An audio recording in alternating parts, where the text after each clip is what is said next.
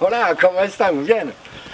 Bon, tu te souviens, la semaine dernière, je t'ai montré comment on faisait le pas d'entretien de cette voiture, à savoir la vidange et les différents changements de filtre, hein. Notamment là-dessus, c'était le filtre à huile et le filtre à air. Bon, la copine n'avait pas voulu, il ne semblait pas nécessaire de changer le filtre à gasoil. Après, c'est la voiture de sa fille, ça la regarde. Moi, personnellement, j'aurais changé également le filtre à gasoil. D'ailleurs, à ce propos, j'avais fait un petit jeu avec une petite pince qui a une forme un peu particulière. Là-dessus, je vais rebondir simplement, c'est que si tu prends deux clés Allen, bon, tu pinces, il faut appuyer assez fort, et tu pousses, et évidemment, les durites de carburant, notamment de diesel, enfin de gasoil, vont pouvoir se déclipser. Mais de toi à moi, si tu as cette petite pince, sur Amazon, je suis allé voir, ça coûte 13 balles. C'est un outil, on s'en sert peut-être pas tous les jours, c'est vrai, mais c'est d'une efficacité redoutable. Alors regarde bien, au pas d'entretien précédent, j'avais donc déjà enlevé pour gagner du temps la roue avant droite. Hein, je rappelle que lorsque tu veux déterminer la droite et la gauche sur un véhicule, tu te mets au volant, hein, c'est toujours par rapport à la place conducteur, évidemment. La roue de droite, c'est bien celle-là parce que le volant est là, quand je conduis, voilà. Bon, qu'est-ce qu'il me reste à faire? Je vais enlever les pare-boues. Hein, donc là, c'est que des clips. Hein, tu verras, ça va aller assez vite. Ensuite, on ouvrira le capot. Et puis, je vais te montrer en gros déjà comment, on va enlever la courroie des accessoires. Alors, c'est d'une simplicité enfantine, tout simplement, parce qu'on va agir là-dessus sur simplement le galet tendeur. Et puis, dans la foulée, eh bien, il va falloir dégrafer certaines choses, enlever des protections, caler le moteur. Et quand je dis caler, c'est avec des piges, donc c'est des tiges en fer grosses comme différents forêts, qu'il faut mettre dans différents artifices, dans différents trous, hein, dans différentes lumières, tout simplement parce qu'il faut impérativement, et ça, retiens-le bien, ça c'est le maître mot, il faut éviter que les poulies ne tournent alors qu'il n'y aura plus la courroie. Donc l'idée c'est il faut éviter que tout ça, ça commence à bouger dans tous les sens, parce que évidemment tu auras certainement un problème de décalage, donc un problème de démarrage après pour ta voiture. Mais si tu fais ça proprement, et ça aussi c'est le deuxième mot qu'il faut retenir, c'est qu'il faut être rigoureux.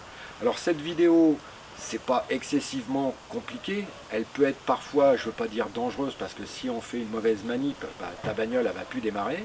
Par contre, si tu travailles tranquillement, sans rupture de séquence, sans être perturbé, quoi, on va dire, tu vas faire ça proprement, tu vas piger ton moteur, tu vas changer tes courroies, et ça va le faire correctement. Et c'est pour ça que cette vidéo, je l'ai mise en noir. Voilà, c'est simplement pour ça, quoi. Mais en attendant, générique!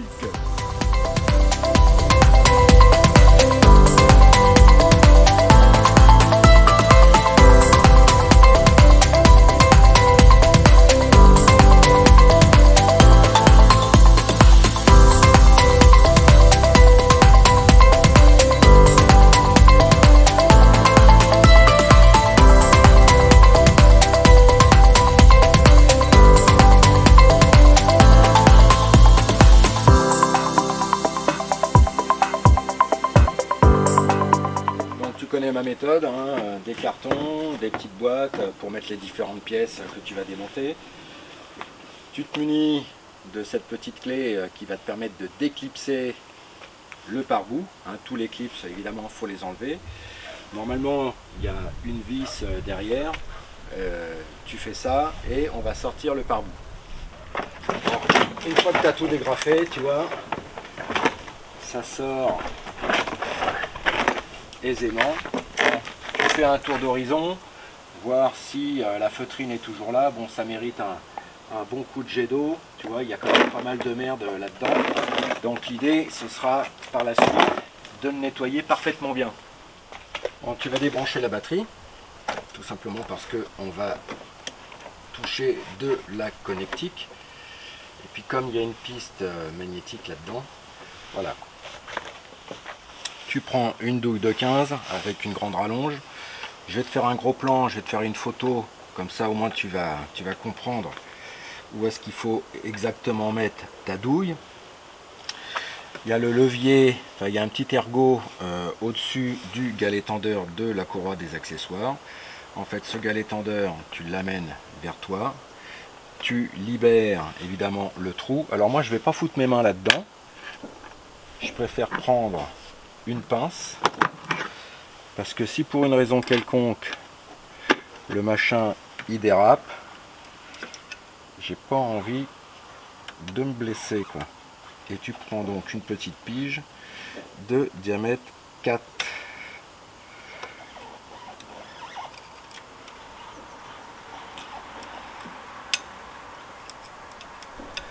Voilà, et tu descends tranquillement de telle façon à enlever le truc. Je te fais un gros plan. Donc grâce à cette grande rallonge, j'ai pu faire levier, et donc j'ai détendu la courroie des accessoires, courroie maintenant que je vais pouvoir enlever. Si pour une raison quelconque, tu devais remettre cette même courroie avec du Tipex, c'est ce que j'utilise, hein, c'est les correcteurs blancs là, que tu mets sur des feuilles, j'aurais mis une, deux ou trois flèches, parce que si tu remets la même courroie des accessoires, il faut impérativement la remettre dans le même sens. Voilà quoi. Bon, alors on voit que cette courroie, tu vois, elle s'est rigidifiée, on voit qu'elle a gardé les formes, et quand je regarde l'intérieur, eh bien, elle est toute craquelée, mais de partout. Je vais essayer de te faire un gros plan tout en filmant, je ne sais pas ce que ça va donner, hein, mais regarde bien. Bon, la courroie à la benne. L'opération, en fait, maintenant, qui va être délicate, ça va être de mettre la première pige de telle façon à pouvoir desserrer la vis de la poulie du vilebrequin. Donc cette première poulie, elle entraîne la courroie de distribution. Donc pour le moment, tout va bien, on n'a pas touché à la distribution, donc il n'y a rien d'inquiétant. La deuxième poulie à l'extérieur, c'est toujours une deuxième poulie de vilebrequin, mais qui entraîne une multitude d'accessoires. Donc tant que tu n'as pas touché à la distribution, tu peux dévisser la vis de vilebrequin. Mais attention, là encore, il faut éviter quelques décalages. Donc, je remercie Stéphane Legros, hein, qui a eu la bonté de m'envoyer des petits tutos, enfin pas des tutos, mais qui a eu la bonté de m'envoyer une doc. Et là-dessus, en fait, on a une grosse cale qui doit se mettre au niveau du volant moteur. Donc tu verras, il y a un trou, tu as la ligne d'échappement, derrière tu as un gros trou, donc ça doit être du 10. Tu mets ta cale dedans, mais en fait sur le volant moteur, il doit également y avoir un trou qui va correspondre à la réception de cette pige. Parce que évidemment, quand je vais desserrer le truc, je vais un peu forcer, et je veux surtout pas que ça force sur le vilebrequin. Donc la première idée déjà, c'est je vais prendre une clé à cliquer, je vais tourner évidemment la vis du vilebrequin, jusqu'à présent pas d'inquiétude, jusqu'à trouver le trou en fait qui se trouve, hein, je répète bien, au niveau du volant moteur, hein, tu regardes derrière, et il faut bloquer la rotation du volant moteur de telle façon à pouvoir vraiment après desserrer la vis de vilebrequin pour enlever la poulie de vilebrequin mais qui entraîne les accessoires. Et puis ensuite, bah là pour le coup oui, on calera tout pour pouvoir démonter ce qui va bien, pour éviter que ça bouge. On remettra évidemment la vis, hein, mais il faudra tout caler parfaitement bien. Donc ça c'est la partie où il faut être hyper vigilant. Bon, je vais te donner une combine. Donc avec une douille de 19 et une clé à cliquer dans le sens serrage, tu vas te glisser sous la voiture, parce que le problème là, tu es tout seul. Il faut tourner la vis de la poulie de vilebrequin. Bon, on n'a rien démonté encore, hein. C'est celle qui est à l'extérieur, c'est celle qui entraîne la courroie des accessoires. Mais avec, enfin moi je suis droitier, donc je vais tourner ma clé avec la main droite, et avec la main gauche, j'étais allongé sous la voiture et j'appuyais tranquillement sur la pige qui doit s'inscrire au niveau du volant moteur pour que la pige, pouf, elle rentre dedans.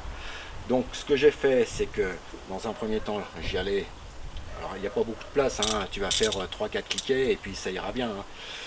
Ton volant moteur va tourner jusqu'au moment où, avec ta main gauche, comme tu seras toujours en pression, eh bien tu vas sentir le trou arriver, puis d'un seul coup, pouf, ta pige, elle va rentrer dans le trou. C'est terminé. Donc après, moi ce que j'ai fait, c'est que j'en ai remis un petit coup, de telle façon à bloquer un petit peu également la pige.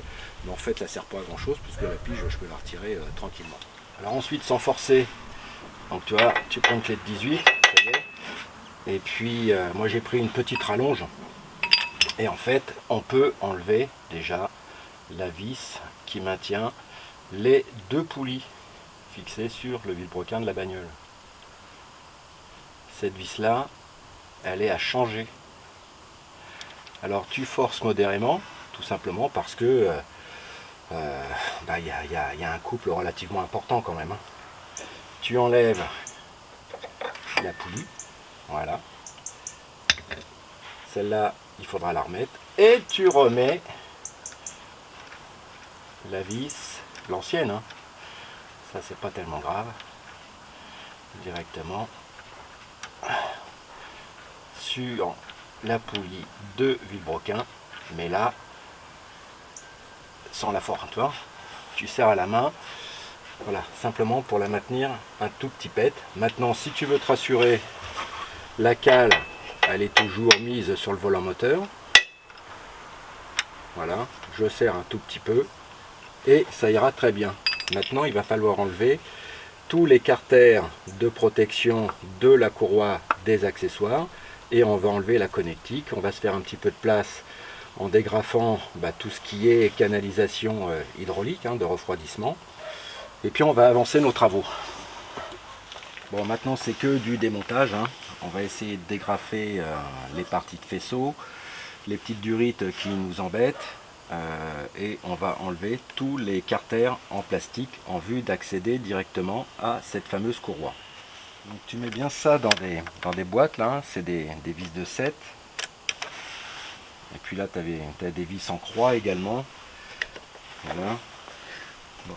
Je pense que la partie métallique qui tient, ça doit tenir également le carter en plastique supérieur de la courroie de distribution. Tu désagrafes également tout ce qui est canalisation de carburant. Je pense qu'effectivement derrière j'en ai encore une. Bon, il y a des petites vis de 7 qui sont derrière, là j'arrive pas à les avoir. De toute façon, comme très souvent sur les véhicules, on va dégrafer le côté droit du support moteur. Alors avant, évidemment, au niveau du carter d'huile, tu mets une belle planche, tu mets ton cric, simplement dans un premier temps on appuie, et on va enlever les supports moteurs du véhicule.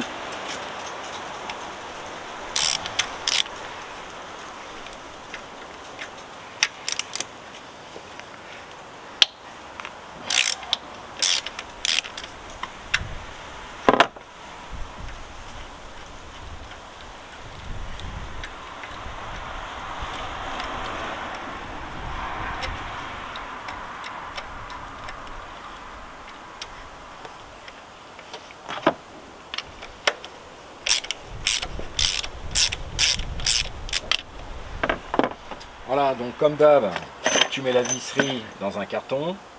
Évidemment, hein, je répète bien, hein, sous le carter d'huile, tu as mis un cric en appui. Tu as enlevé le support moteur.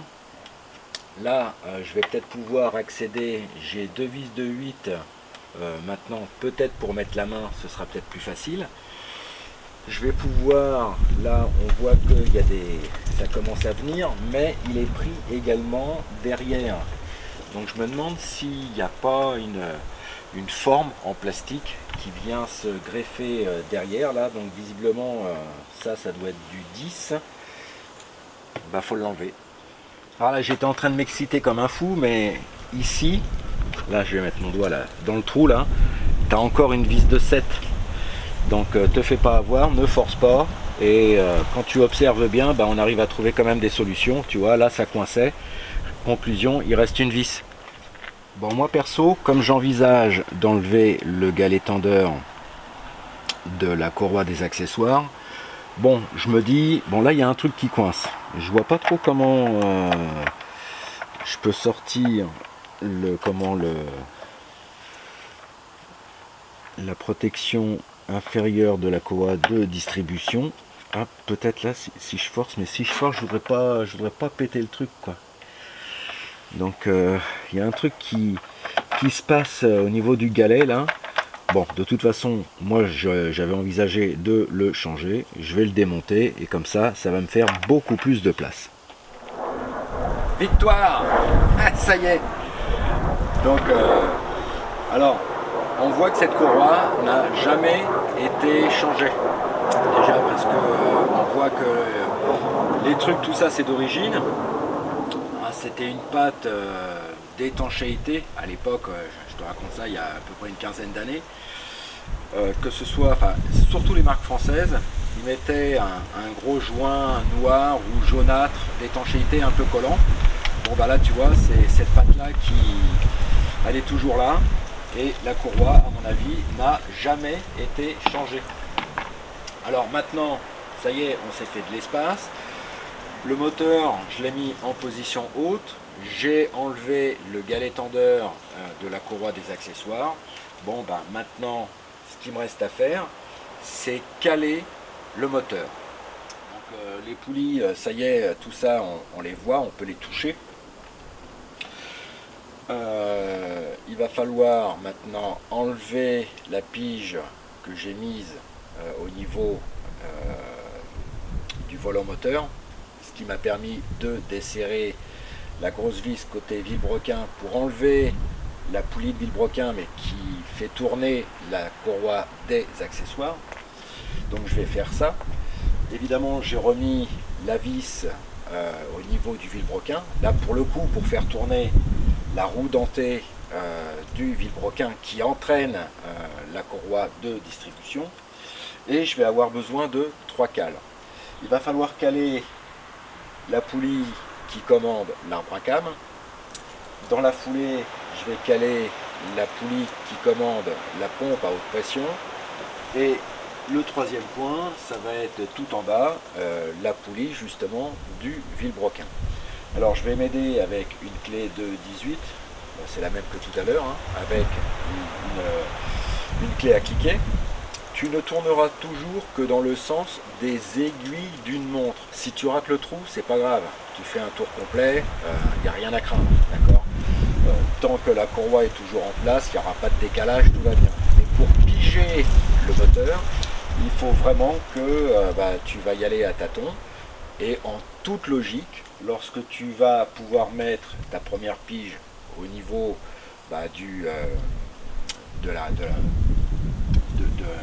je trouve plus mes mots, du pignon du vilebrequin. Donc ça doit être du diamètre 5, hein, tu verras si tu achètes ce petit kit. Moi je l'ai trouvé sur Amazon, ça m'a coûté 15 balles, même pas. Je vais pouvoir caler l'arbre à cam et la pompe. Alors, je sais pas si tu vas bien voir, mais en fait, je vais écarter ça un peu là. De toute façon, il faudrait que je vidange le circuit de refroidissement. Là où il y a mon doigt, il y a une petite flèche. Et au-dessus de la flèche, il y a ce fameux trou où justement, tu vois, on va devoir enquiller une pige. Tu vois. Et le trou qui reçoit la pige, il est juste derrière. En fait, j'ai pas beaucoup à bouger, tu vois. Il faut que je bouge d'1 centimètre.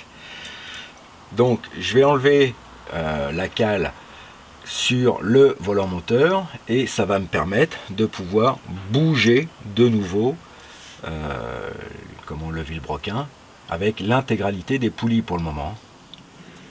Bon, je viens de me glisser sous la voiture.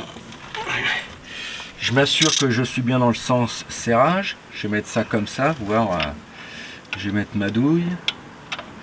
Voilà, et je vais essayer d'avancer. Alors évidemment, au démarrage, ça doit serrer un petit peu le truc.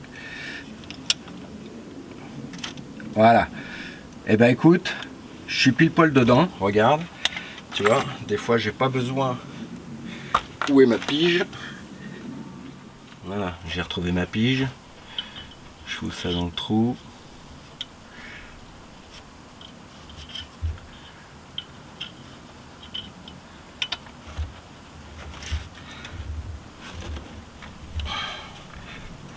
Et voilà. Est-ce que je peux la retirer facilement? Enfin tu vois, c'est comme ça qu'il faut la mettre. Bon, je te donne un aperçu. Donc là, évidemment, tu vois bien là, tu rentres dans le trou. Donc la pige, elle rentre bien dans la poulie de l'arbre à cam. Ici, j'ai la pompe à haute pression. Voilà, qui est prisonnière, mais maintenant dans son trou de verrouillage. Et tout en bas, tu vois, j'ai vraiment verrouillé le vilebrequin. Donc ça veut dire que dans tout ce bazar, ça y est, normalement, ça devrait plus vraiment bouger, quoi. Hein. Tout a été pigé correctement. Le moteur ne peut plus tourner. Hein. Donc, enfin, quand je dis ça, ne peut plus être décalé, quoi. Hein. C'est pour ça qu'on dit on a calé le moteur, quoi. Donc je vais quand même prendre 2-3 petits repères, rien que pour moi, hein, simplement en me disant, bon alors tout ce qui est comme la pompe à eau elle est ici, hein, elle est là. Donc je vais rien repérer du tout, hein, mais je pourrais très bien me dire, bon ben la dent qui se retrouve en regard d'un repère ici, je vais la matérialiser par un petit point blanc, quoi. Ça. Mais ça, c'est des trucs à moi, quoi. Chacun prend son truc. L'important, c'est faut pas se gourer, quoi. Bon, ce que j'ai envie de faire également, tu vois, avec du Tipex, là, j'en suis au point où il va falloir desserrer l'écrou du galet tendeur, desserrer l'écrou du galet enrouleur, tout simplement parce que je vais les changer. Évidemment, dans la foulée, il faudra aussi enlever la pompe à eau. Avant, je vais dégrafer la durite qui se trouve à ce niveau-là, une durite en bas du radiateur de liquide de refroidissement. Je vais me confectionner un réceptacle que je vais éventrer de telle façon à ce que l'ancien liquide de refroidissement tombe dedans. J'aurai évidemment enlevé le bouchon du vase d'expansion. Mais ce que je vais faire là, avec le Tipex, je vais me prendre peut-être 1-2 repères sur la poulie d'arbre à cam. Je vais repérer une voire deux dents et je vais faire des traits dessus sur la courroie de distribution, et je vais faire la même chose au niveau de la poulie de la pompe haute pression. Comme ça, une fois que je vais retirer la courroie, je vais prendre la nouvelle courroie, je vais faire exactement les mêmes repères en fonction des dents, et je pourrai reposer la courroie. Ça va me donner une petite sécurité supplémentaire. Bon, tu vois, là j'ai fait, donc ça c'est la poulie d'arbre à cam. J'ai fait deux traits, enfin deux repères sur mes dents de la poulie. J'ai fait deux traits sur la courroie, donc ça c'est encore l'ancienne courroie. Et j'ai fait la même chose sur la pompe haute pression derrière au fond. Donc l'idée comme ça, c'est de se dire, lorsque je vais démonter cette courroie, je vais reporter ces repères-là sur la nouvelle courroie. Comme ça, bah, je vais limiter malheureusement les malchances d'erreur, quoi, on va dire. On va vidanger tout le circuit de liquide de refroidissement. Alors bon, si tu suis la chaîne, tu sais aussi qu'il y a un groupe sur Facebook. Dernièrement, j'ai fait une bande-annonce où j'ai parlé du liquide de refroidissement, mais en concentré avec les dosages. Bon, je te la fais court, hein, autrement tu bascules sur le groupe Facebook et tu iras voir un petit peu cette petite bande-annonce que je fais régulièrement. Pour 1 litre de concentré, si tu fais du 50-50, donc 1 litre de concentré avec 1 litre d'eau, eh bien tu protèges ton circuit à moins 38. Donc tu verras, il y a des tableaux de conversion. Mais là-dessus, évidemment, plus tu vas mettre d'eau et moins la protection est efficace. Sachant que lorsque tu vas balancer 1,5 litre de concentré dans un gros bidon de 5 litres et que tu complètes avec de l'eau, donc 3,5 litres d'eau, déjà ta protection elle est entre moins 22 et moins 25. Donc tu vois, ça te garantit une protection relativement efficace. Mais ce qui est intéressant avec ce produit, c'est qu'en fonction d'où tu habites, là où tu habites, si tu habites vraiment dans le nord de l'Europe où ça caille vraiment, ou alors si tu habites en Espagne, on voit bien que les températures, même avec le dérèglement climatique, ne sont pas du tout équivalentes, quoi. Donc la protection des moteurs, en fait, tu peux ajuster toi également en fonction de ton lieu d'habitation les températures de protection de ton moteur. Bon, il y a un collier qui a une forme bizarre. Bon, moi j'y suis arrivé avec une pince à bec. Hein, tu vas pincer les deux extrémités, tu fais des va-et-vient, tu décales le collier et ensuite la durite elle se déboîte et tu vois l'ancien liquide de refroidissement qui a pas une super belle couleur, ben ça y est, c'est tombé dans le réceptacle. Donc avec une douille 6 pans, tu vois là, je vais changer de main. Ici là, à l'extrémité de la clé Allen. Donc là c'est du 13, tu vas légèrement dévisser. Avec une clé Allen, ça c'est du 8, tu vas introduire ta clé dans l'encoche. Voilà. Tu vas détendre complètement le galet tendeur et tu vois là, ça y est, la courroie elle est libérée quoi. Bon, de ce fait, bah tu vois, la courroie, je viens d'y enlever. Bon, elle n'est pas en super bêta, on voit qu'elle est usée sur les extrémités. Bon, puis il y avait, moi si ça commençait à, les craquelures commençaient à arriver. Bon allez, on va dire que ça aurait pu durer encore un peu, mais bon, allez. Donc tu vois, j'ai fait des marques, donc je vais aller chercher la nouvelle courroie, je vais la poser au-dessus et je vais simplement reporter ces marques sur la nouvelle courroie. Comme ça au moins déjà ça ce sera fait. Maintenant qu'est-ce qu'il me reste à faire? Je vais démonter la pompe à eau.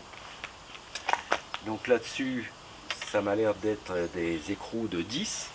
On va démonter ça et on changera la pompe à eau en ayant correctement le siège des joints, tout nettoyé parfaitement bien, bien dégraissé. Et on remettra la nouvelle pompe à eau. On remettra évidemment la nouvelle courroie après avoir changé le galet tendeur et le galet enrouleur. Voilà le petit galet tendeur, donc ça vise de 13. Le repère, tu verras, il y a un téton dans lequel tu dois loger cette petite pièce métallique. Et avec ta clé Allen de 8, tu vois, tu la mettras là-dedans. Et quand tu la ramèneras, bon évidemment il faut le serrer un petit peu. Ce repère là, il doit se situer dans l'axe de cette lumière. Voilà, ça c'est la garantie que ta courroie sera correctement serrée, quoi. Enfin correctement tendue. Voilà. Et ça, je te remettrai une couche dans la vidéo, mais cette vis là, normalement je crois que c'est du 23 Nm qu'il faut serrer, alors que le galet enrouleur c'est du 37. Et le galet enrouleur, bon je l'ai desserré déjà avec la clé à cliquet.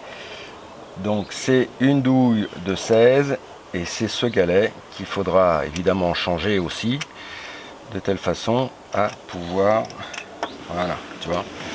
Bon, était-il bon encore? Ouais, ça roulait bien. Bon, le galet, tu vois, il tourne parfaitement bien. Il n'y a pas de jeu. Bon, il était encore en parfait état, hein. Je vais le garder au cas où, ça peut toujours servir, on ne sait jamais. Mais quand tu achètes un kit de courroie de distribution, et bien là-dedans, il va y avoir et le galet enrouleur et le galet tendeur avec toute la visserie. Et il est évident que la visserie, tu la changes, quoi. Donc c'est bien ça, hein. Le galet enrouleur 37 Nm, le tendeur 23 Nm. Et puis surtout tu mets pas de frein filé là-dedans, quoi. Donc l'idée c'est faut que ça tourne librement, quoi. Je m'attaque à la pompe à eau. Bon, pour la pompe à eau, hein, c'est pas vraiment compliqué, c'est que des vis de 10. Normalement on ne devrait pas rencontrer d'énormes problèmes à l'enlever, puisque logiquement ce style de pièce ça se serre en deux passes. La première passe elle se fait à 3 Nm, donc c'est très peu serré en fait finalement. Par contre la deuxième passe, on complète un petit peu à 1 Nm. Bon, je pense qu'ils font ça en deux passes pour que le joint s'applique parfaitement bien sur son siège, quoi. Donc je vais prendre une toute petite clé à cliquer et puis je vais simplement voir en gros. Ah, c'est même pas du 10, dis donc. Ça doit être du 8. Donc une fois que tu as simplement pif desserré les vis de 8 de ta pompe à eau, à la main ça vient tout seul. Moi j'ai pris un tout petit réceptacle, tu vois, petite vis, on fout ça là-dedans. Je te dirai le nombre de vis à la louche, 1, 2, 3, 4, 5, 6 et peut-être une en dessous, allez on va dire peut-être 7 vis. Voilà la pompe à eau. Le joint est venu quasiment dans son intégralité. Bon, il en reste encore sur les portées, hein, sur le bloc moteur. Mais il est évident qu'avec la pression, avec le temps, bah, tout ça, ça reste un petit peu collé, quoi. Donc l'idée, tu te mettras au niveau des pare-boues et tu mettras un petit tournevis plat entre ton bloc moteur et tu verras que sur le côté, quand tu regardes ta pièce sur le côté droit, il y a comme une petite encoche où on peut facilement déboîter la pompe à eau. L'idée c'est de lui donner du jeu et après avec des va-et-vient, bim, elle se décolle. Bon, tu vois, l'intégralité du joint est encore sur la pompe. Bon, par contre maintenant je vais m'équiper d'un petit outil, alors soit en polypropylène très dur, je vais biseauter un petit peu pour enlever tous les résidus, ou alors, allez, on va dire une lame de rasoir avec un petit outil pour gratter complètement. Il faut impérativement que la portée de la pompe à eau sur le bloc moteur soit parfaitement nickel, quoi. Quand je t'ai mis devant les petits résidus là qui étaient restés collés sur le bloc moteur, bon, tu vois que bon là il en reste très peu finalement. Ça paraît volumineux, mais enfin c'est des petits bouts. Par contre, sur ton bloc moteur, ce qu'il faudra que tu fasses, c'est avec un grattoir enlever tous les petits résidus, ce que je viens de faire, et puis avec un chiffon soit microfibre avec un peu de diluant synthétique ou de dégraissant synthétique, tu vas pouvoir redonner une forme, tu vas pouvoir enlever toutes les petits résidus qui traînaillent comme ça sur les portées du joint, de telle façon à faire quelque chose de propre.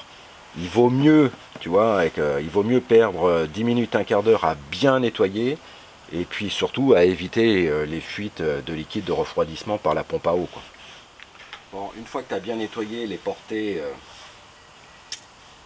du joint de ta pompe à eau, que ce soit, bon ça c'est neuf, pas besoin de nettoyage, hein. Éventuellement tu passes un petit coup de chiffon microfibre si tu veux, mais surtout sur le bloc moteur il faut que ce soit hyper propre. D'ailleurs je te mets une petite photo, je sais pas ce que ça va donner, hein, voilà quoi. Tu compares évidemment les deux pièces, tu t'assures que ça tourne correctement. Alors ça ne doit pas tourner librement, hein. Faut pas oublier que ça c'est quand même entraîné par la courroie de distribution. Tu vas positionner ton joint dans un premier temps. Voilà, moi ce que je vais faire c'est que je vais mettre deux vis, tu vois, elles sont là. Je vais prendre des vis moi qui m'arrangent au niveau supérieur, tu vois, comme ça.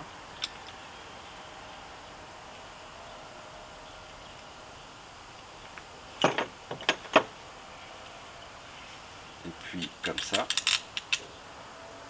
Et je vais remettre la nouvelle pompe à eau. Bon, tu t'assures bien du serrage de toutes tes vis, hein. C'est donc des vis de 8, il y en a 7.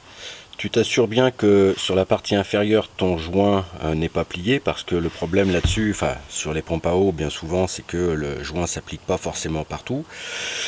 Et ensuite, on va faire un serrage en croix. Alors, il y a des vis partout. Alors, c'est un coup à gauche, un coup à droite, au-dessus, en dessous, hein.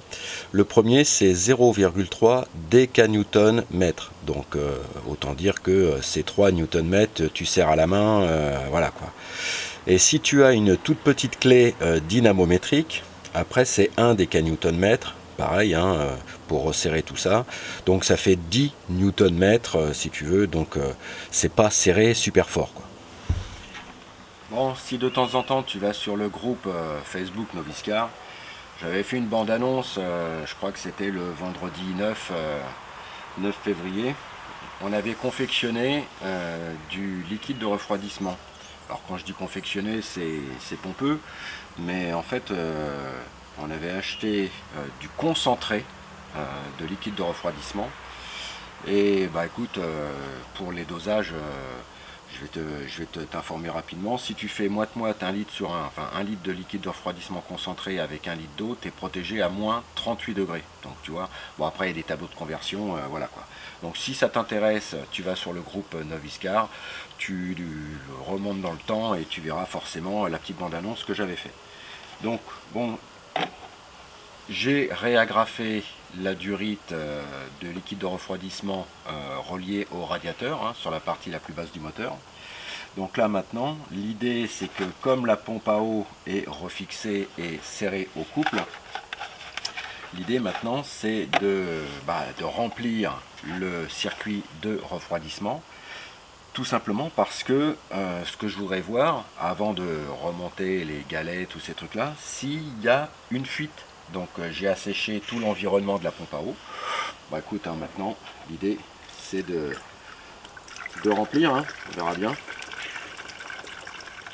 Donc j'ai reporté les fameux repères que j'avais fait, souvenez-vous, de l'ancienne courroie de distribution sur la nouvelle. Maintenant il va falloir remettre le galet tendeur, le galet enrouleur. Alors galet tendeur, ça se sert à 23 Nm et le galet enrouleur à 37 Nm. Et là-dessus, évidemment, on va changer la visserie. Voilà. On serre. 37 Nm et le galet tourne facilement. Une fois que tout est en place, que tu as tout serré, alors attention, tout serré sauf le galet tendeur, tu vas réintroduire la nouvelle courroie de distribution. Tu vas faire attention, on va l'introduire, alors moi je vais faire le choix je vais l'introduire évidemment par le haut, mais on va commencer à mettre la courroie dans la poulie de Villebrequin. Tout simplement parce que tu vas voir, il y a comme un disque magnétique en plus, on va éviter de le flinguer, et puis c'est beaucoup plus facile à inscrire la courroie de ce côté là, quoi. Mais on commencera par la poulie de Villebrequin. Bon, une fois que tu as mis la courroie en place, bon, tu vois l'utilité de refaire des repères par rapport à l'ancienne courroie. Bon, j'ai reporté sur la nouvelle, j'ai inscrit la nouvelle courroie de distribution. Et là, on voit que par rapport aux dents, tout est bien. J'ai étendu évidemment la courroie avec le galet tendeur que j'ai serré au couple de 23 Nm. Bon, ce qu'il faut faire maintenant, c'est enlever toutes les piges. Et il faudrait, pour bien faire 10 tours de moteur. Donc je vais me mettre sur la courroie de Villebrequin. Avec la clé à cliquer, je vais essayer de faire 10 tours. Et en toute logique, les repères devraient de nouveau se mettre parfaitement bien en place.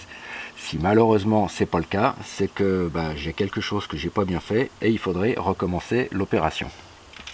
Bon, pour que ce soit plus facile pour moi, bon, ici là, normalement il y a le triangle, juste au-dessus il y a le trou pour piger le truc.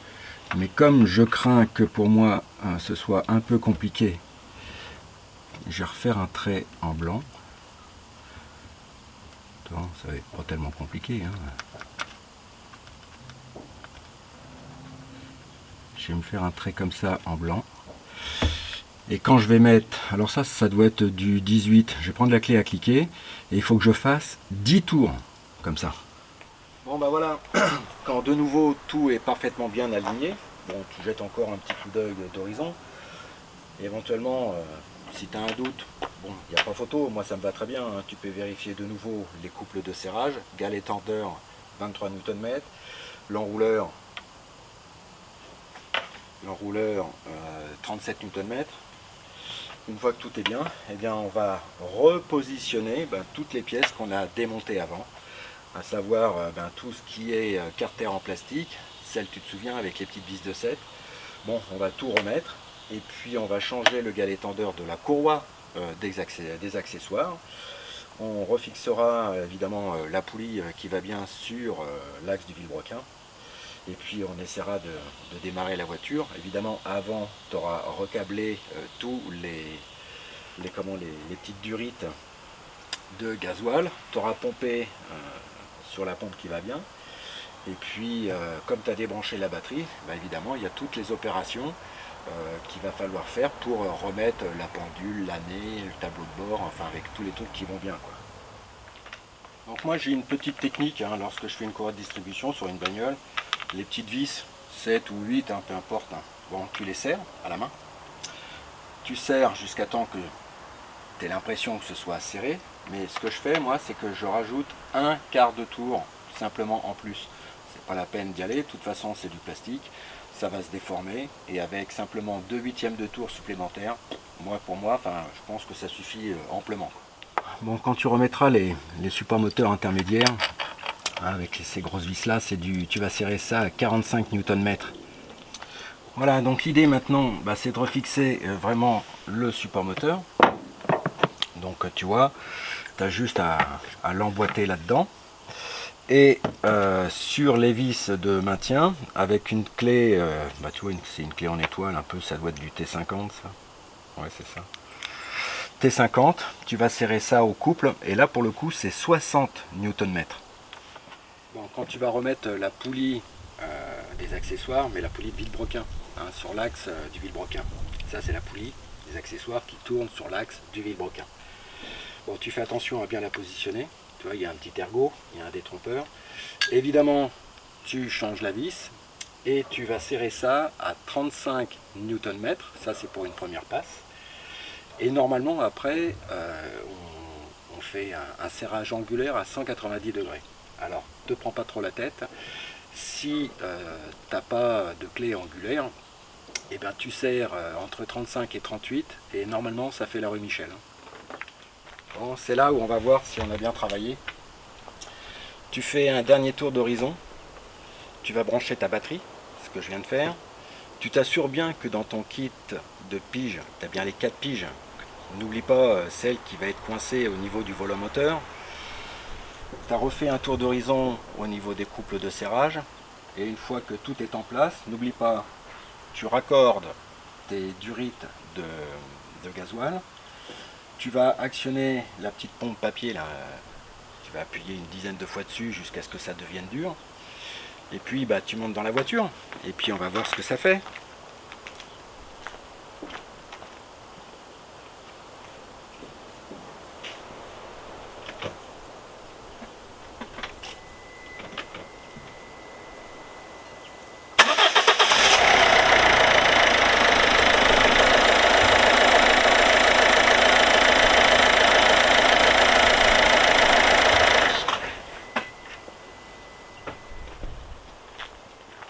Bon bah voilà, tu vois, la courroie des accessoires a été changée, ainsi que le galet tendeur. Au niveau de la courroie de distribution, évidemment la courroie, le galet tendeur, en rouleur, enfin, tout ça c'est clean, tout est serré au couple, tout est bien propre. Ça démarre. Bon bah la voiture, en termes de courroie de distribution, bah, elle est tranquille au moins pour 100 000 bornes. On a fait également la révision, donc pendant 20 000 km, la fille de la copine, ça y est, elle a une voiture clean quoi. Bon, ce qui reste à faire, on va remonter les pare-boues, mais avant on va peut-être nettoyer un petit peu.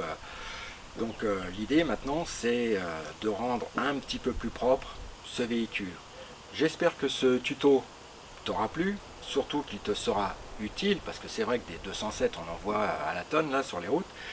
Tu vois une voiture ancienne comme ça, bon je suis pas anti-électrique, hein, mais bon ça me déplaît parce qu'on se fait entuber de partout et puis on sait même pas comment recycler les batteries de nos voitures électriques. Enfin bref, et dès qu'il y a un produit qui fonctionne bien, tu vois, dernièrement, bim, ils ont fait ça sur 50 000 concitoyens et puis tout s'arrête. Enfin bref, je vais rien dire, je vais être désagréable. Mais nos vieilles bagnoles diesel, ça fonctionne encore, quoi. Donc je me dis, tu vas bien les entretenir et là tu fais un carnage, quoi. Je veux dire, tu fais attention, il y a des relais, enfin il y a des contacteurs qui parfois faut changer justement pour lutter contre la pollution. Bah écoute, si tu fais le nécessaire, tu roules dans une bagnole propre. Voilà. Allez, prends bien soin des gens que tu aimes. Moi je te dis à très bientôt sur la chaîne Novice Car. Allez, ciao, bye.